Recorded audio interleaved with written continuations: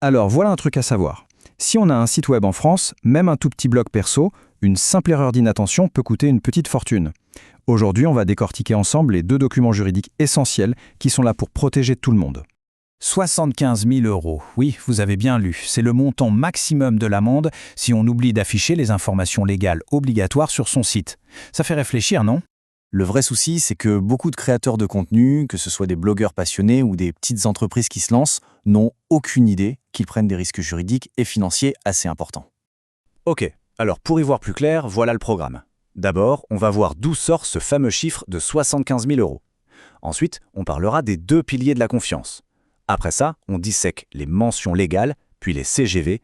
Et pour finir, on verra que tout ça, c'est bien plus qu'une simple case à cocher sur une liste.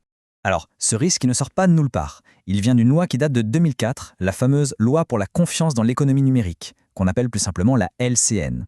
L'idée derrière cette loi est toute simple, protéger les internautes et s'assurer qu'on peut toujours identifier qui est derrière un site web. Et attention, ça s'applique vraiment à tous les sites accessibles depuis la France. Pas d'exception. Bon, la bonne nouvelle, c'est que pour être en règle et surtout pour paraître crédible, tout repose sur deux documents clés. Pour faire simple, imaginez que les mentions légales, c'est un peu la carte d'identité du site. Ça dit qui on est.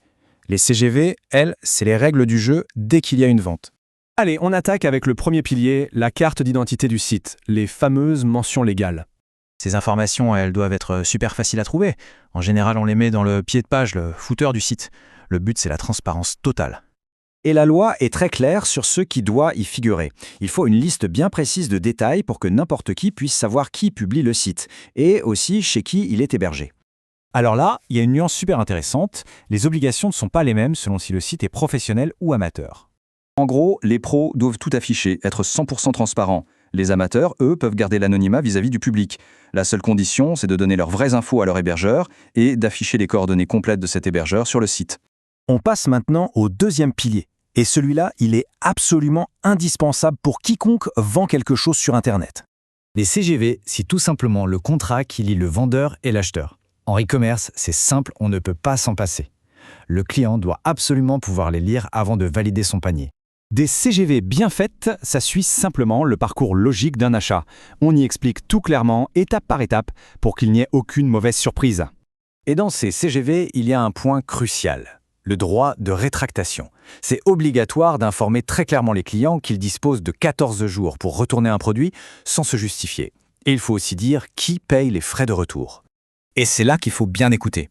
Parce que si cette information manque, attention, le délai de rétractation ne passe pas à 15 jours, ni même à un mois, non, il passe à 1 an. Une année complète, c'est juste énorme comme différence. Mais au fond, respecter toutes ces règles, ce n'est pas juste pour éviter les amendes. C'est avant tout une question de bon sens commercial. Cette phrase, elle résume parfaitement l'idée. Une entreprise qui affiche clairement ses coordonnées envoie un message simple. Nous n'avons rien à cacher. Voilà, la vraie valeur de ces documents, elle est là. Sur Internet, où tout le monde est en concurrence, la confiance, ça devient un véritable avantage. Ça peut même aider pour le référencement sur les moteurs de recherche, c'est-à-dire. Finalement, la question à se poser est assez directe. Est-ce qu'un site web est là pour bâtir une relation de confiance ou juste pour exister? Et souvent, la présence et la clarté de ces pages légales donnent un premier indice très clair.